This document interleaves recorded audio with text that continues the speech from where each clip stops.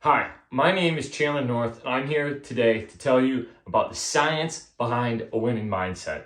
First, this is reprising a talk that I was given through work. A guy named Kevin, CEO and founder, called Dream Fuel, teed up his presentation with these three images about the history of our hardware, our brains. Now, whether we're in sales, closing $1 million deals, or we're in the competition of sport, if we want results, if we want to win, we need to use all elements of our brain. And what we find is that we're at our best in terms of results when we're using logic in our decision making. Now, the challenge is that under stress, within competition, or at our default and at our core, or under extreme pressure, we're going to revert back to our flight or flight response to survive. So how do we use this? How do you win in competition? Well, what Dream Fuel found is that there's so many millions of things that are outside your control. Whether somebody ate the right thing, if they got the right sleep, the weather that day, there's so much luck in terms of the randomness of the world around us that tracking just by results, you couldn't get a good taste or control or good feel or grasp on what it's going to take to continue to grow and continue to win more. So they broke it down. What brings results? Underneath this was actions. Our actions are driving results. And under our actions was our thoughts and our decisions. Now, the thing to remember about thoughts and decisions is humans don't make decisions with logic. They inherently think on emotion and want to think on emotion. So our thoughts and decisions are based on feelings and our actions on emotions. And underneath emotions, what controls our emotions are mainly our hormones, our physiology within the body. Now, the coolest thing about physiology is it's something that we can study. Yes, we can put probes on our brain, we can check which parts of our brain are firing, but our physiology, the hormones, the chemicals that are within our body, we can measure at any given time. So that's exactly what Dream Fuel did. And what they found is that companies that focus on these three areas improve their sales by like 27% that very first quarter, just by focusing on these three things. And they had developed strategies to control this and drive in results. So how did they do it? In a couple different ways.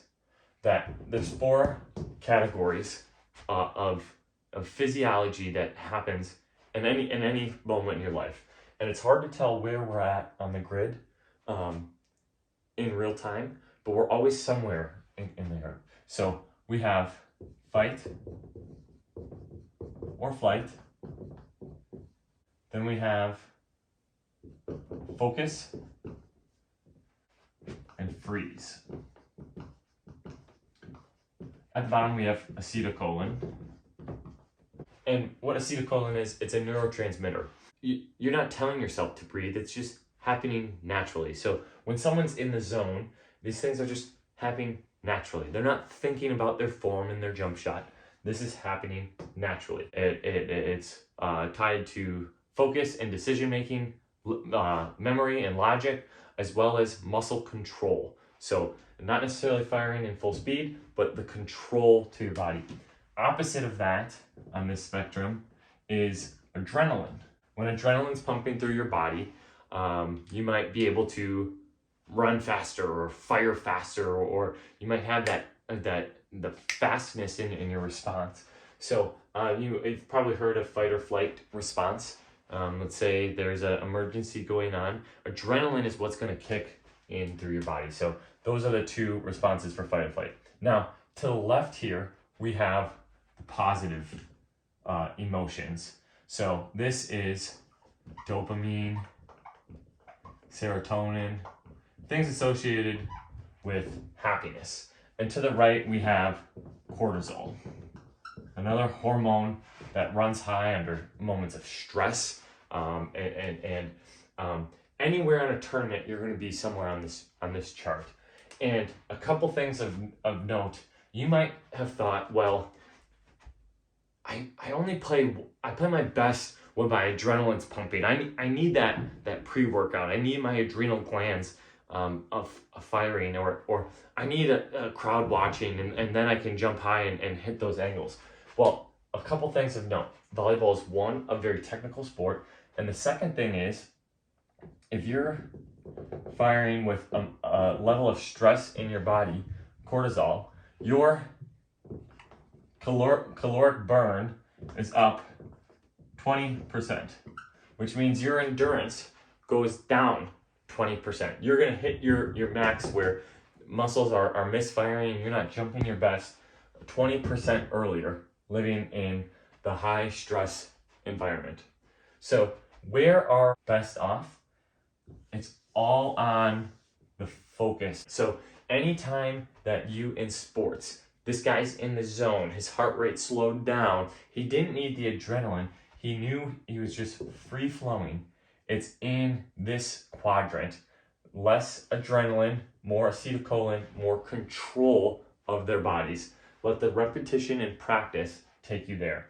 So now, how do you influence where you're at on the chart? How would I avoid flight, death, bad results, and get more towards focus? Well, there's three main stages. There's in the moment, there's right before, and there's practice.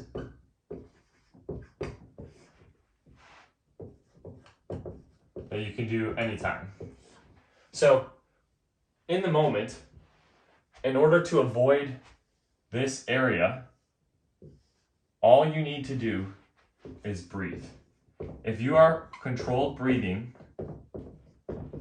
if you have control of your breath, you cannot exist in this quadrant. Right before the moment, right before the big game, right before your serve, maybe you're nervous, right before, all you need is positive talk. So, puff the chest out. Say something you're excited for. I'm excited to get an ace.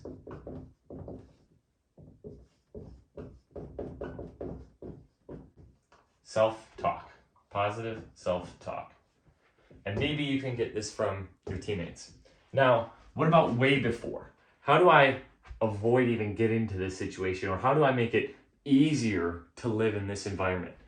Here, it's all visualization.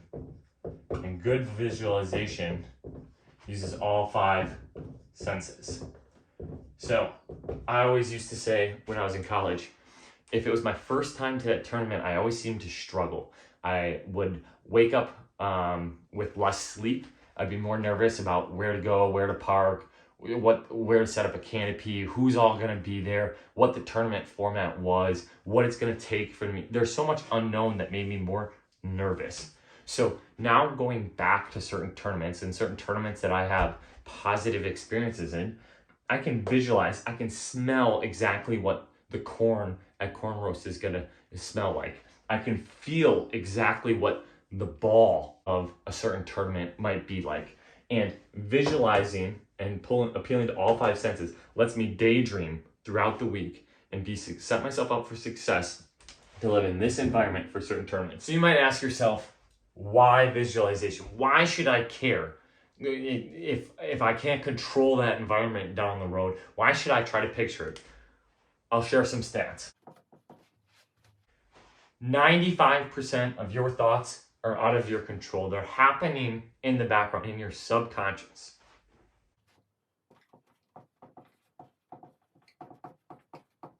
And 70% of our thoughts, human thoughts, are negative. But there's a saving grace. Our imagination can't tell if it's a real life, if it's real, or if it's fake. You ever have a dream and you when you're in it, you don't know if it's real life or a dream? That's exactly what's happening in your subconscious. So when we visualize and we're telling ourselves these fake positive thoughts, We're Xing out the total amount of negativity going on in our brain, and our natural imagination, our subconscious, we can't even control to know if it's real or fake the majority of the time. So we can influence where we're at on that spectrum with positive thoughts, less stress, less worry, less anxiety, more dopamine, more serotonin, more happiness, simply by visualization.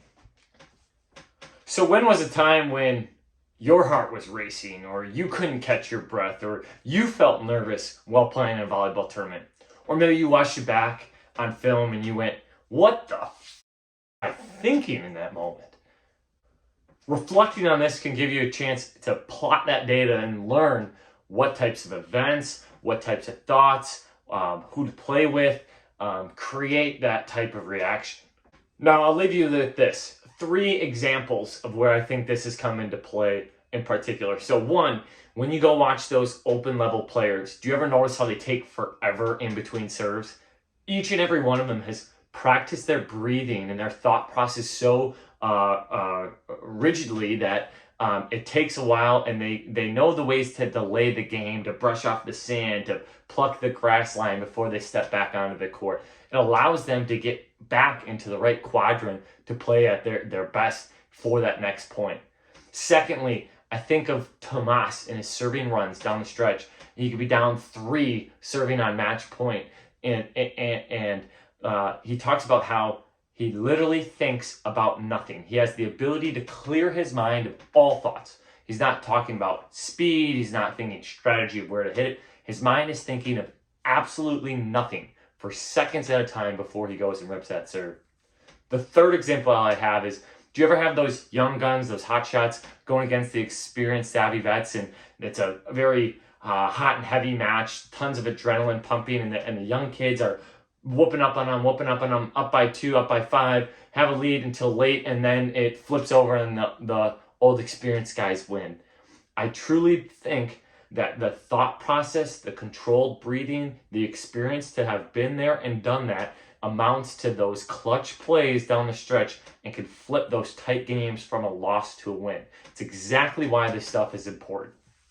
At the end of the day, it's on you. It's on you to reflect where you perform your best, where you enjoy competing in the tournaments the most. The data might show the trends and what's best in general, but it's not tailored for you. So I encourage you to be aware of this, the science behind a winning mindset. I encourage you to try the 3 actions: controlled breathing, positive self-talk, visualization well ahead of the tournament and competition.